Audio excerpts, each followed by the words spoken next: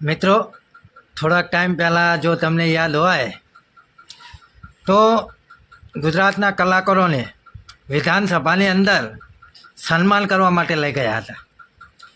ત્યારની આપણને ખબર તો હતી જ કે આ જેનું સન્માન કર્યું છે એને ભારતીય જનતા પાર્ટીવાળા ગમે ત્યારે દલાલી કરવા માટે લઈ જશે.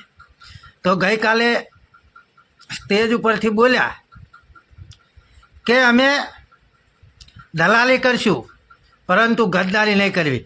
એટલે એ પોતે માને છે કે અમે દલાલ તો છીએ જ, એ પોતે એવું માને જ છે કે અમે દલાલ છીએ. અને પાછા હિન્દુત્વની વાતો કરે છે. અરે ભાઈ, તમે હિન્દુત્વની વાતો કરો છો તો ગુજરાતની અંદર જ્યારે મંદિરો પડે ત્યારે કેમ તમે દેખાતા નથી કે આ તો ખોટું થઈ રહ્યું છે? હા, કદાચ મસ્જિદો પડે તો તમે વસ્તુ અલગ છો, પણ જ્યારે મંદિરો પડતા હોય ત્યારે તમારે જે જીસીબી હોય, ગીતાજી હોય એનું આડું હોઈ જવું જોઈએ. અને ત્યારે તમારે કહેવાય કે આ મંદિર ના પડશો, આ તો ધર્મ વિરોધી ખોટું છે, આ આપણો ધર્મ છે, આ મંદિર તમારે ના પડાય, તો તારે તમારે જીસીબીની સામે સૂઈ જવું જોઈએ. અને જ્યારે કોઈ આપણી હિન્દુ દીકરીનો બળાત્કાર હિન્દુનો દીકરો કરે ત્યારે તમારે કહેવું જોઈએ કે અમે તો આ પક્ષની ગુલામી કરીએ છીએ, અમે દલાલી કરીએ છીએ, તો આ ખોટું થઈ રહ્યું છે, આવું તો ના થવું જોઈએ, કારણ કે અમે તમારા દલાલ છીએ. પરંતુ એક પણ કલાકાર ત્યારે એવું નહીં બોલે, અને જ્યારે ચૂંટણીનો સમય આવશે ત્યારે પોતાની દલાલી કરવા માટે નીકળી પડશે અને કહેશે કે અમે વિરોધી નથી. શું?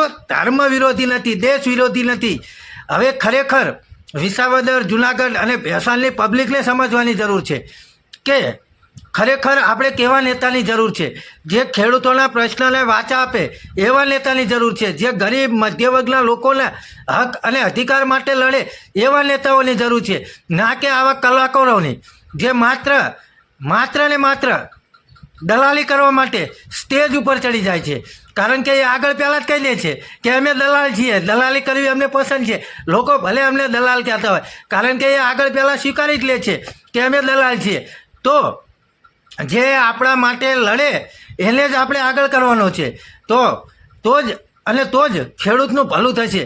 કારણ કે આપણે ઘણી વખત જોઈએ છીએ કે દલાલી કરવા આવનારા લોકો 2-5 લાખ રૂપિયા લઈ તમને 5-10 મિનિટ હસાવી અને જતા રહેશે. તમારા ઘરે કોઈ દાણા નાખવા નહીં આવે, અને જ્યારે તમને જરૂર પડશે ત્યારે પણ કોઈ આગળ નહીં આવે. અમે કોણ છે આ કલાકાર જે આટલી બધી ભાજપની દલાલી કરી રહ્યા છે, જેને 2-5 કે 10 લાખ કદાચ મળ્યા છે? તો તમે જુઓ આગળ વિડીયોની અંદર કોણ છે આ કલાકાર જે માત્ર ભાજપની દલાલી કરી રહ્યા છે. તમે સાંભળો આગળ વિડીયોમાં કેવા ગુલામો દલાલો ભર્યા છે ભાજપ પક્ષની અંદર. એ તો જ્યારે તમારું સન્માન કર્યું ને વિધાનસભાની અંદર ત્યારે જ અમને તમારી ખબર હતી કે તમે આજ નહીં તો કાલે દલાલી કરવા ચોક્કસ આવવાના છો. તમે સાંભળો અને ખાસ કરી વિડીયોને શેર કરવાનું તો ભૂલતા જ નહીં. આવા દલાલોને ખુલ્લા પાડો. હું જાહેરમાં અનેક વાર બોલી ચુક્યો છું કે આ દેશના ધર્મનો વિરોધ જે કરે, કોઈ પણ ધર્મ હોય, XYZ, એ ધર્મનો વિરોધ કરનાર માણસ ભારત વર્ષનું સંતાન જ ન હોઈ શકે. આ કેવળ લીલાવતી કલાવતીની વાતો નથી મૂર્ખા. કાંઈ તો તારી જીભ ઉપર કંટ્રોલ રાખ. મારે ઊભું રહેવું, તું વાડીએ ઊભો રહે, રોજ ઉઠકાય. જેને હરવું છે એને હાલવા દે ને ભાઈ. ભાજપનું બોલો ને તો હેઠે કોમેન્ટ આવે, આ કલાકારો ભાજપના દલાલ થઈ ગયા. દલાલ ભલે થવું પડે, પણ આ દેશના ગદ્દાર ન થતા, મારો કહેવાનો સૂર્ય છે.